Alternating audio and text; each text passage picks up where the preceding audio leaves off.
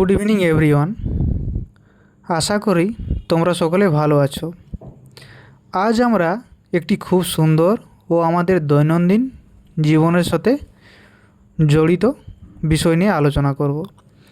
তবে আজ আমি সরাসরি বিষয়টির নাম বলবো না, আগে তোমাদের একটি ছোট্ট গল্প বলবো এবং কয়েকটি প্রশ্ন করব। তোমরা উত্তর দেবে খুঁজে যে আজ বিষয়টি কী হতে পারে। তো আজকের আমাদের প্র্যাকটিকামটির নাম রয়েছে যে teaching with a multimedia content develop by the student. এই বিষয়টিতে আমি আলোচনা করব।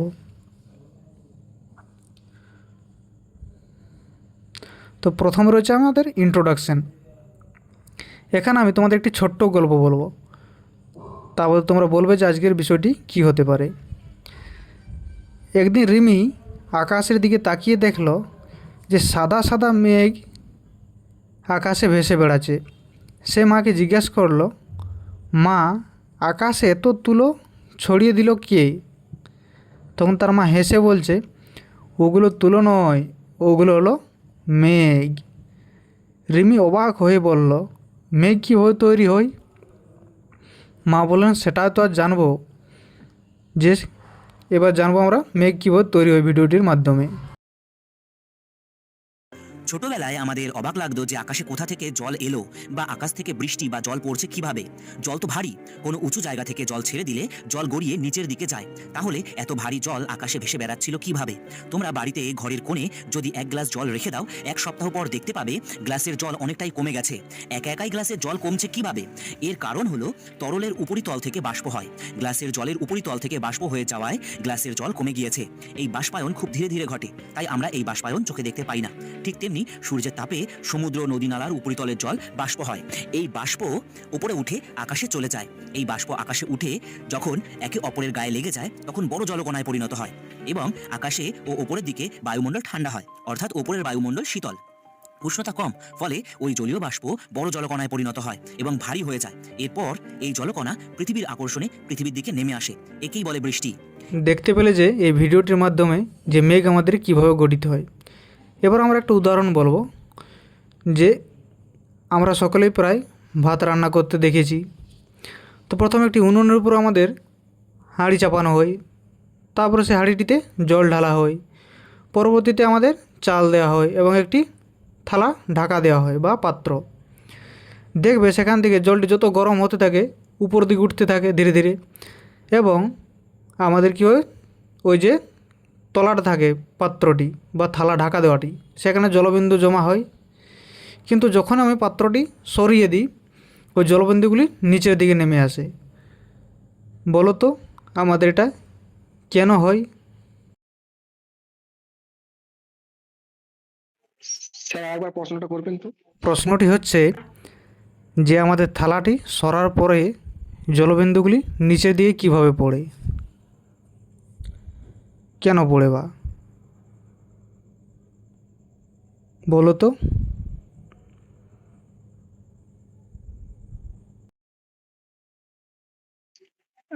বেসিক্যালি এটা হয় কারণ নিচের দিকে জলটা বেশি উষ্ণ হয়ে উপরের দিকে যায় এবং উপরের দিকে গিয়ে সেটা ঘনীভূত হয়ে জলবিন্দুতে পরিণত হচ্ছে। ভেরি গুড, ঠিক বলেছো একদম। তাহলে আমাদের ওই জলটি নিচের দিকে পড়লো কেন, উপর দিকে উঠলো না কেন বলো তো?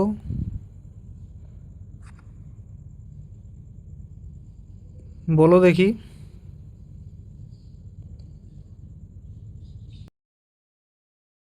এটা বেসিক্যালি মাধ্যাকর্ষণ শক্তির জন্য পড়ে আসছে নিচে।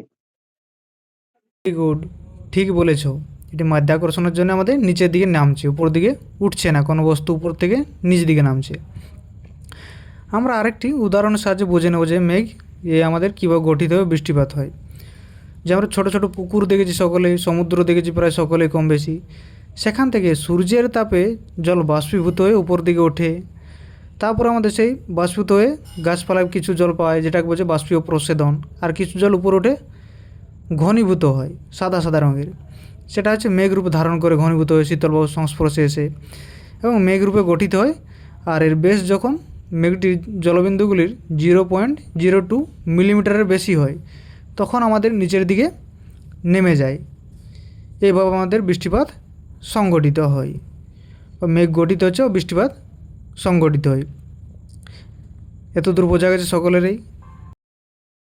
ছোটবেলায় আমাদের অবাক লাগতো আচ্ছা বলো তো, এটা তোমরা ছবিতে কি দেখতে পাচ্ছ? চেষ্টা করো একবার। এটা আম্বানি পরিবার। ভেরি গুড, ঠিক বলেছো, যেটি একটি মুম্বাইয়ে রয়েছে আকাশ আম্বানি, নীতা আম্বানি, মুকেশ আম্বানি, এদের একটি পরিবার। তো আমরা পরিবার বলতে তাকেই বলা হচ্ছে যখন একই রক্তের সম্পর্কের ব্যক্তিরা একই ছাদের নিচে বসবাস করছে, তাকে আমরা বলছি পরিবার। শিক্ষা বিজ্ঞানের সাথে এই পরিবারের একটি সম্পর্ক আছে, যে ভূগোলের সাথে এই শিক্ষা বিজ্ঞানের সম্পর্ক রয়েছে এখানে। মেঘদের পরিবারকে ভাগ করা হচ্ছে উচ্চতার ভিত্তিতে। তো এটি প্রথম ভাগ করেছিলেন আমাদের জন স্টুয়ার্ট 1865 খ্রিস্টাব্দে। পরবর্তীতে এটিকে আমাদের মান্যতা বা স্বীকার দেয় এই ওয়ার্ল্ড মেট্রোলজিক্যাল ডিপার্টমেন্ট 1965 খ্রিস্টাব্দে। যে ওয়ার্ল্ড মেট্রোলজিক্যাল ডিপার্টমেন্টে ভাগ করেছে যে আমাদের এই পরিবার রয়েছে যে মেঘের, সেটার একটি ক্লাসিফিকেশনকে স্বীকৃতি দিচ্ছে। তো এবার আমরা জেনে নেব যে মেঘের পরিবারটি।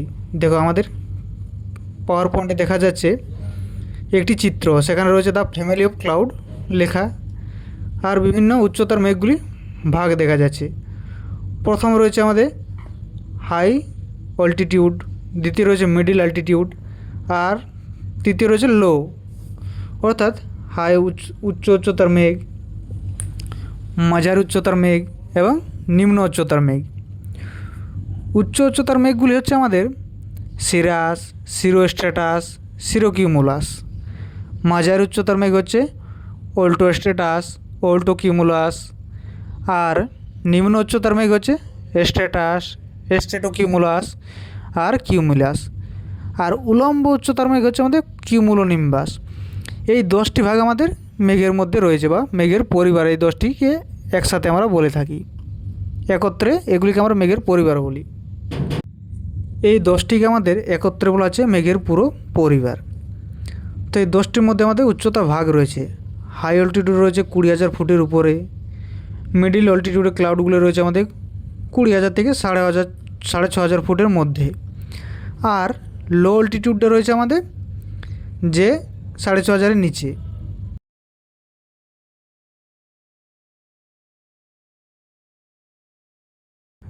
এই মেঘটিতে আমাদের দেখা যাচ্ছে কিউমুলোনিম্বাস মেঘ।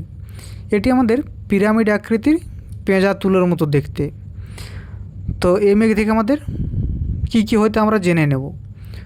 তো আমাদের এর পাশে একটি ভিডিও রয়েছে, সেটি আমি চালাবো, তোমরা শুনে বলবে যেটি কিসের শব্দ বা কি হতে পারে। কেমন?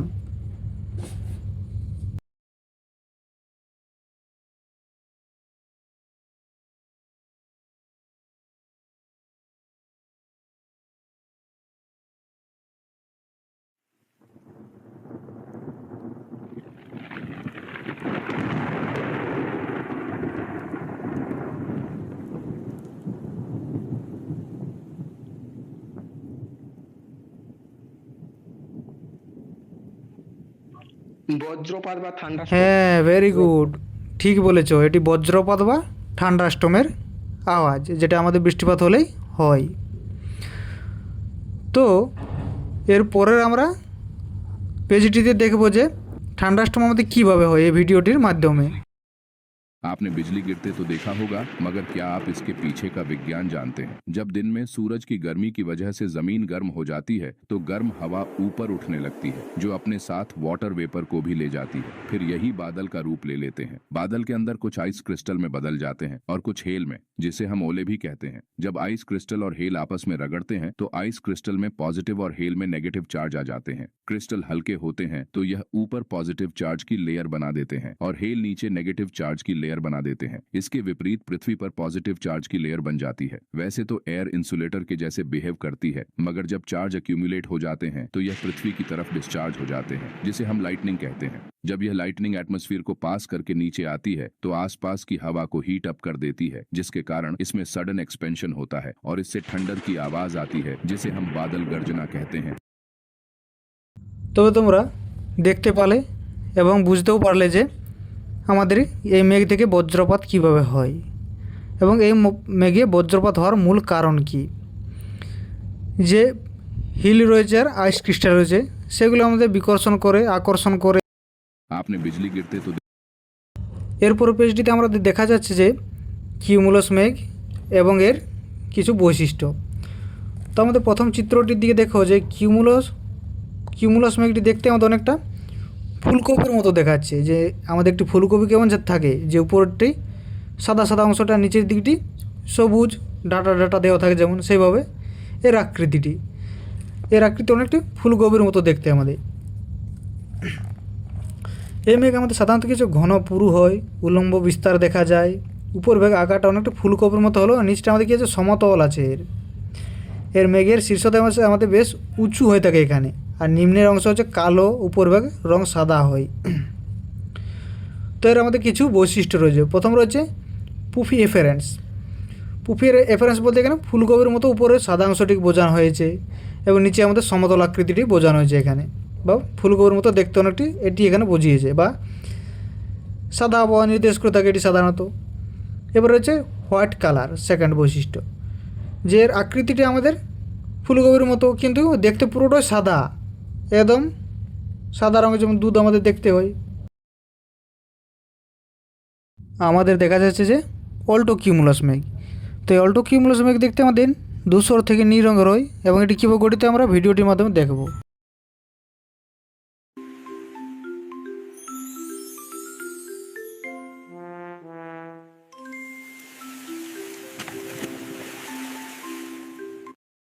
তবে তোমরা সকলে দেখতে পেলে যে আমাদের এই অল্টো কিউমুলাস মেঘ কীভাবে গঠিত হয় এবং বৃষ্টিপাত হয়। এটি অনেকটি আমাদের ধূসর থেকে নীল রঙের হয়। এই মেঘ দেখতে আমাদের তন্তুর মতো হয়, কিন্তু পাশাপাশি যেমন তন্তু রয়েছে সেভাবে এটি আমাদের দেখতে হয়। এর মধ্যে দিয়ে আমাদের সূর্যকে অনুজ্জ্বল দেখায়, সাধারণত একটানা বৃষ্টিপাতের পূর্বাভাস দেয়। এই যে আমাদের বর্ষাকালে সাধারণত বৃষ্টিপাত হয়ে থাকে, যে একটানা হচ্ছে সকাল থেকে বিকেল পর্যন্ত বা সন্ধ্যা পর্যন্ত, এটি আমাদের এই অল্টো মেঘ থেকেই কিউমুলাস মেঘ থেকেই হয়ে থাকে। এর ফাঁকে ফাঁকে আমাদের নীল আকাশকে দেখা যায়, যে নীল আকাশ রয়েছে সেটি আমাদের দেখতে পাই। গোলাকার চ্যাপ্টা দেখা যায় কোনো কোনো সময়, সাদা থেকে ধূসর রঙের হয়ে আমাদের এই মেঘ, যে বৃষ্টিপাতের পরিমাণ এটিতে রয়েছে অধিক।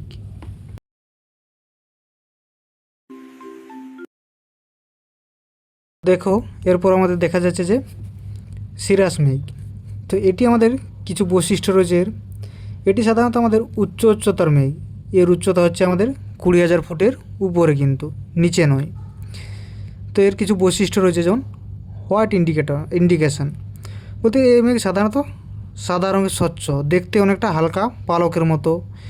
এই মেঘ সাধারণত পরিষ্কার আবহাওয়াকে আমাদের নির্দেশ করে।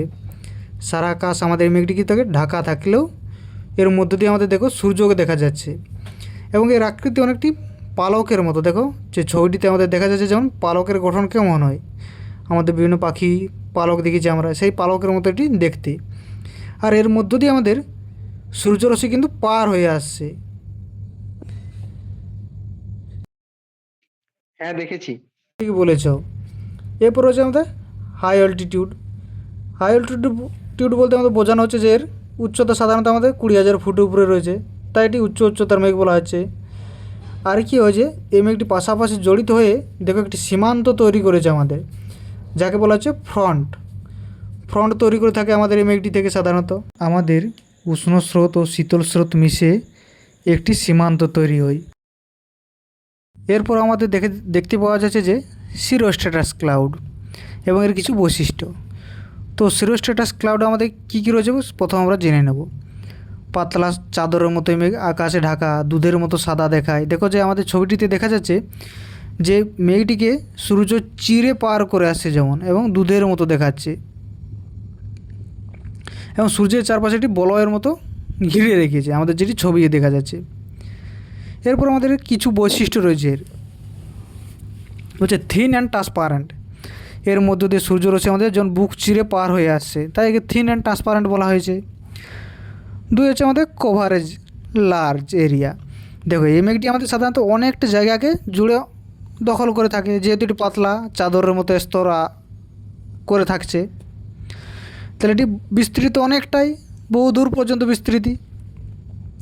এরপর হচ্ছে ইউজুয়ালি নট হেভি প্রেসিপিটেশন, যেহেতু এটি পাতলা চাদরের মতো দেখতে, এটি থেকে সাধারণত বৃষ্টিপাত হওয়ার সম্ভাবনা আমাদের নেই বললেই চলে বা প্রায় কম। এরপর হচ্ছে আমাদের অ্যাসোসিয়েটেড উইথ ওয়ার্ম ফ্রন্টস। এটি দেখো আমাদের ছবিটিতে দেখা যাচ্ছে যে মেঘটি পাশাপাশি গঠিত হয়ে একটি সীমান্ত তৈরি করেছে। সেই সীমান্তটি কি দেখা যাচ্ছে, যেমন একটি মেঘ আরেকটি মেঘের সাথে জড়িত লেগে আছে বা একটি লাইন আরেকটির সাথে জড়িত হয়ে আছে। এভাবে আমাদের সীমান্ত তৈরি হয়। যেমন আমাদের দেখা যায় সীমান্ত বর্ডারগুলিতে, যেভাবে আমাদের সীমান্ত গঠিত হয় বর্ডারগুলোতে, যে বর্ডার এরিয়া যতগুলি রয়েছে সেগুলিতে সবগুলিতে আমাদের এভাবে সীমান্ত গঠিত হয়। তো এই মেঘটিও আমাদের অনেকটি সীমান্ত গঠনের মতন। যদি আমরা আকাশের দিকে তাকিয়ে দেখি আর এরকম সীমান্ত গঠিত আমরা দেখতে পাই, তবে জানবো যে এই মেঘটি আমাদের গঠিত।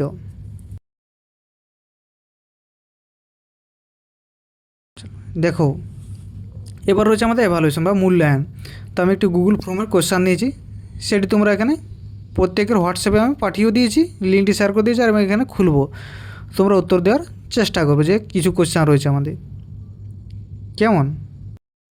দেখো আমি তবে এই গুগল ফর্মটি খুলছি, তোমরা মন দিয়ে দেখো কিন্তু যে কীভাবে এটি ওপেন হচ্ছে ও কাজ করছে, তোমরা এটা শিখতে পারবে তাহলে।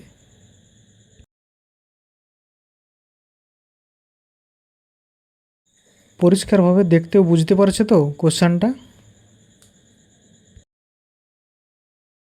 হ্যাঁ দেখা যাচ্ছে। হ্যাঁ দেখা যাচ্ছে। বলে এবার প্রথম প্রশ্ন হচ্ছে আমাদের হোয়াট ইজ ক্লাউড। এবার বলো তো উত্তর কোনটি হতে পারে? অপশন অপশন এ হবে মাস অফ ওয়াটার ড্রপলেট দেখা অর যাচ্ছে আইস। দেখা যাচ্ছে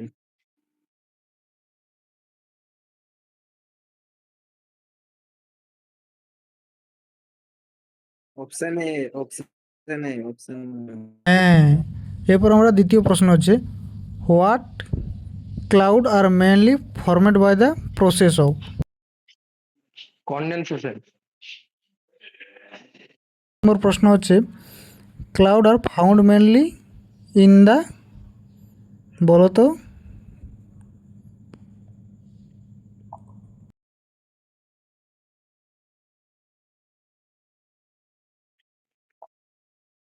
অ্যাটমসফিয়ার। অ্যাটমসফিয়ার। হ্যাঁ, অ্যাটমসফিয়ার। এর পরের প্রশ্ন হচ্ছে আমাদের which clouds looks like the white fluffy cotton ball, বলো তো? এই প্রশ্নের এই প্রশ্নের উত্তরটা জানা নেই, তবে মনে হচ্ছে কিউমুলাস। Cumulus cumulus. হ্যাঁ ঠিক বলেছ, এটি হচ্ছে কিউমুলাস। ভেরি গুড, যেটি হচ্ছে আমাদের কিউমুলাস। পরবর্তী প্রশ্ন হচ্ছে আমাদের which cloud is generally found at very high altitude, মানে উচ্চ উচ্চতায়। সিরাস সিরাস ক্লাউড হবে। Cirrus cirrus cirrus cirrus, cirrus হচ্ছে উচ্চ উচ্চতার মেঘ। এরপর হচ্ছে which cloud forms a low grey layer covering the sky, বলো তো কী হবে? স্ট্যাটাস হবে কি? এটা তো হ্যাঁ, স্ট্যাটাস হবে। ভেরি গুড, স্ট্যাটাস হচ্ছে আমাদের স্ট্যাটাস। হচ্ছে which cloud is commonly associate with thunder storm, বলো তো বজ্র বিদ্যুৎপাত হয়। Cumulonimbus. Cumulonimbus. Very good, cumulonimbus, যে বজ্রপাত হয় আমাদের। এর পরের প্রশ্ন হচ্ছে আমাদের which cloud types is mainly associate with continuous rain, মানে কোন মেঘ থেকে আমাদের অবিরাম বৃষ্টি হয়েই চলে, বলো তো একটু ভেবে। নিম্বু নিম্বু স্ট্যাটাস কি? যে নিম্ব স্ট্যাটাস মেঘ থেকে আমাদের অবিরাম বৃষ্টিপাত হচ্ছে, যে কোনো থামাথামি নেই যে বর্ষাকালে আমাদের বৃষ্টিপাত হয়েই চলে সেটি।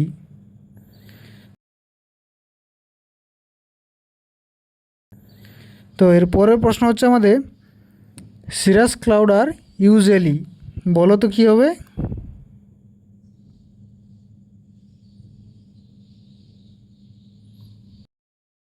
অপশন এ হবে। গুড, অপশান এ হচ্ছে আমাদের যে এর উত্তরটি। এর পরবর্তী প্রশ্ন হচ্ছে আমাদের the main sources of water vapour of cloud formation is, বলো তো এটি সকলেই পারবে আমি জানি, চেষ্টা করো।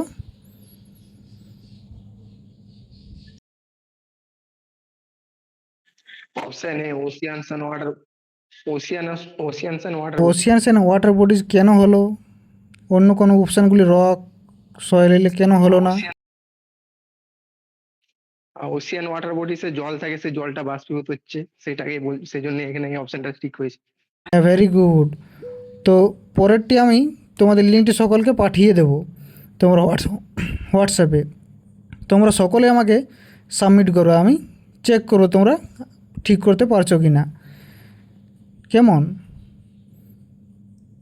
এখানে তোমরা মেল আইডিটা দেবে নিজের এবং সাবমিট করো আমাকে, পরের দিন আমি চেক করে দেব। এছাড়াও কিছু প্রশ্ন জিজ্ঞাসা করো, তোমরা সকলে ভালোভাবে উত্তরগুলি দেওয়ার চেষ্টা করবে আরেকবার।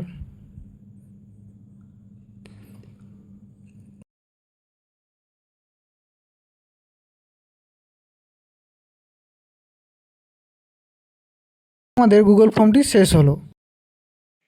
হ্যাঁ স্যার। তো এর পরবর্তী আমাদের নেক্সট স্টেপে আসবো।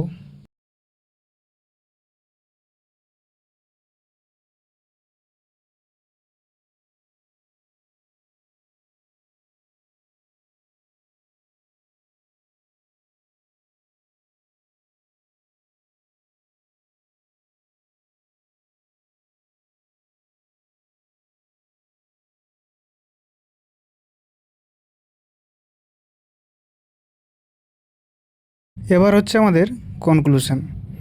তাহলে আমরা জেনে নেব যে কী বলা হচ্ছে এখানে। মেঘ আমাদের বায়ুমণ্ডলের একটি গুরুত্বপূর্ণ উপাদান, যা আবহাওয়া ও জলবায়ুর উপর সরাসরি প্রভাব ফেলে। বিভিন্ন উচ্চতা, আকৃতি ও গঠনের ভিত্তিতে মেঘকে আমরা ভাগ করেছি সিরাস, কিউমুলাস, স্ট্র্যাটাস এবং নিম্বাস। প্রতিটি মেঘের কিছু আমাদের নিজস্ব বৈশিষ্ট্য রয়েছে, এগুলি থেকে বৃষ্টি, ঝড়, আবহাওয়া পরিবর্তন ইঙ্গিত দেয়। তাই এদের ফ্যামিলি অফ ক্লাউডস বলছে। তাই এদের যে দ্য ফ্যামিলি অফ ক্লাউডস সম্পর্কে জ্ঞান আমাদের শিক্ষার্থীদের আকাশের পরিবর্তনের, পর্যবেক্ষণের, আবহাওয়াকে বোঝানো হয়। প্রাকৃতিক পরিবেশ সম্পর্কে বৈজ্ঞানিক ধারণা তাদের মধ্যে আমরা গড়ে তুলছি। এবং সর্বোপরি মেঘের বৈচিত্র্য, প্রাকৃতিক সৌন্দর্য আরও আকর্ষণীয় করে তোলে। পৃথিবীর জলচক্র, আবহাওয়া ব্যবস্থা গুরুত্বপূর্ণ ভূমিকা পালন করছে এখানে। আর এই জল হচ্ছে বলে আমাদের জীবন ধারণ হয়ে চলেছে। কিন্তু আমাদের কারো কিছু অসুবিধা বা প্রশ্ন রয়েছে কি? তাহলে না স্যার, আমার নেই। না না স্যার। যে সমস্যা থাকলে কোনো বিষয়টি সম্পর্কে তোমরা বলো, আমি ঠিক করে দেবো বা বুঝিয়ে দেবো আরেকবার। তাহলে আজকের আমাদের ক্লাস এত দূরেই। তোমরা সকলে ভালোভাবে পড়বে। Thank you.